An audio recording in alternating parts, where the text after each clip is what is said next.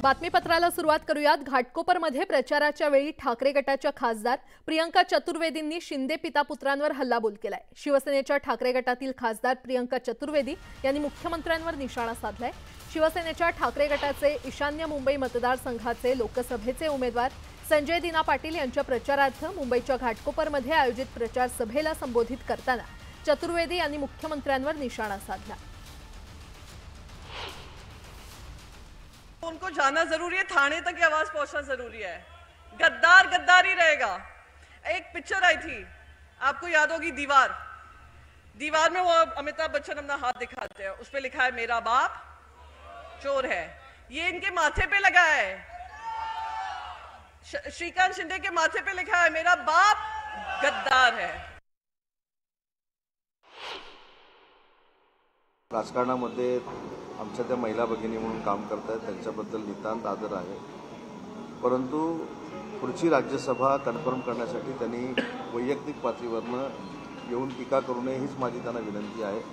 काय झालंय की आता उरलेल्या लोकांना ज्या काय एक दोन आमदारक्या मिळतील, एक दोन विधान परिषद मिळेल, ती मलाच कशी मिळेल आणि त्याच्यासाठी मी किती मातोश्रीच्या जवळचा आहे, मी किती एकनाथ शिंदेंवर घाणेरड्या पद्धतीने टीका करू शकतो, याच्यामध्ये चढाओढ लागलेली आहे। प्रियंका चतुर्वेदी कोण आहे होई? राज्यसभा कशी मिळवली हे आता उघडपणे बोलणं योग्य नाही।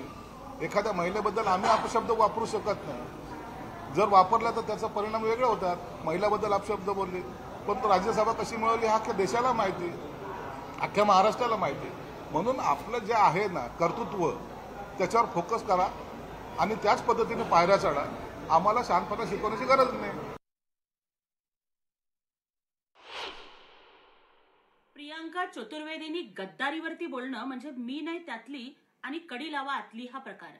प्रियंका चतुर्वेदी, राज्यसभेच्या तिकिटासाठी काँग्रेस सोडून तुम्ही शिवसेनेमध्ये आलात आणि तुम्ही असं काय योगदान दिलं माहिती नाही की उद्धव साहेबांनी तुम्हाला लगेच तिकीट दिलं। तुम्ही दीवार चित्रपटाचं उदाहरण देताय, पण तुम्हाला आठवतंय सुनील शेट्टीचा गोपी किशन नावाचा एक सिनेमा होता, ज्याच्यामध्ये त्याचा मुलगा म्हणतो मेरे दो दो बाप। मग आम्ही तुम्हाला तेच म्हणायचं का? पण आमचे संस्कार आम्हाला ती परवानगी देत नाहीत।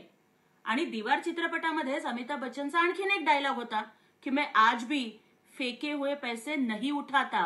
पण प्रियंका ताई मात्र उबाठानी फेकलेले पैसे आपल्या पर्समध्ये ठेवतात, म्हणून त्यांनी भूक म्हटलं की त्यांना भुंकावं लागतं।